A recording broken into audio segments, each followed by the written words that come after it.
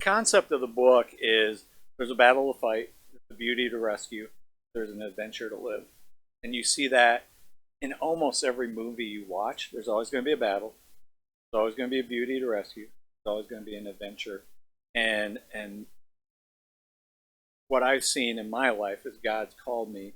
You know, He said, "Hey, there's a battle to fight. There's a war going on. This world is a."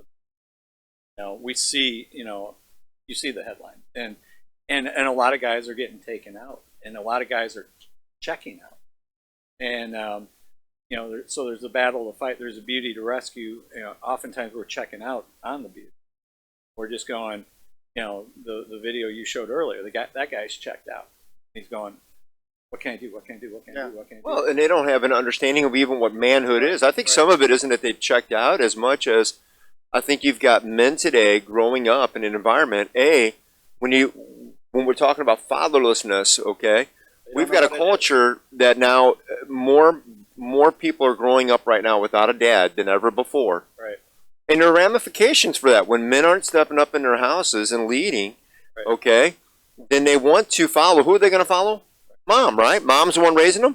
Well, mom's a good person. What kind of traits are they going to look for? And it leads to confusion about gender, right? Confusion about roles.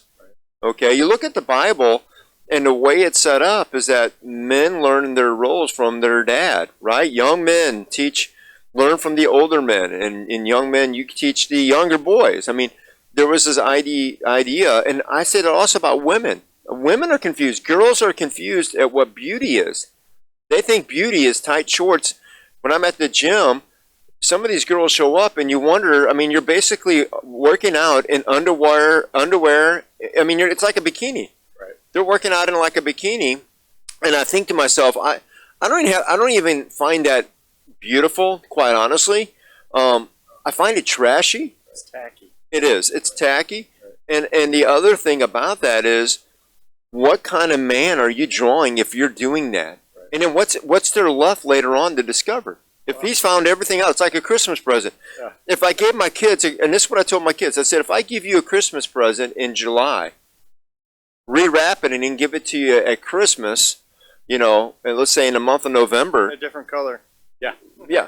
I said, what good is that? And I said, and this when I had this talk with my girls about sexuality, well, that was one of the things I brought up. I said, if you give it away before marriage, it's like getting that game system in July, and then me just rewrapping it up a couple of days before Christmas. Yeah. You've already enjoyed it. You've already had it.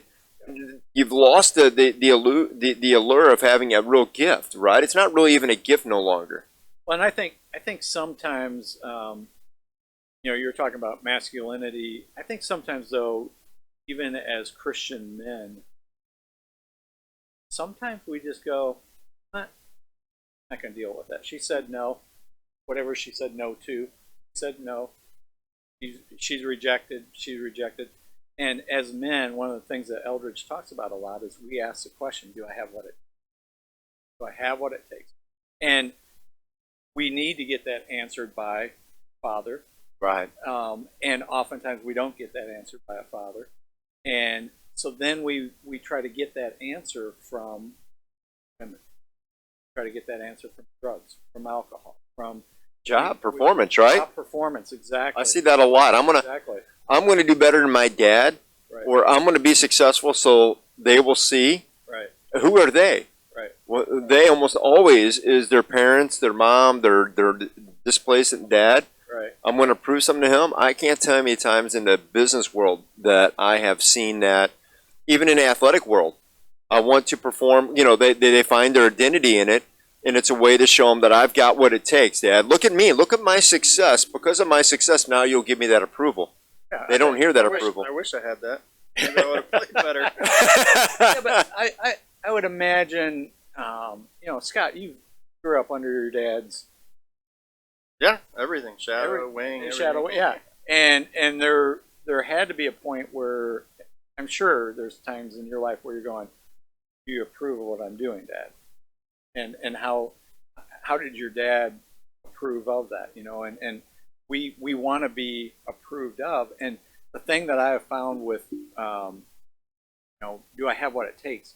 We need to take that question to him And as we gain that strength from our Heavenly Father, then we can take that strength to our kids.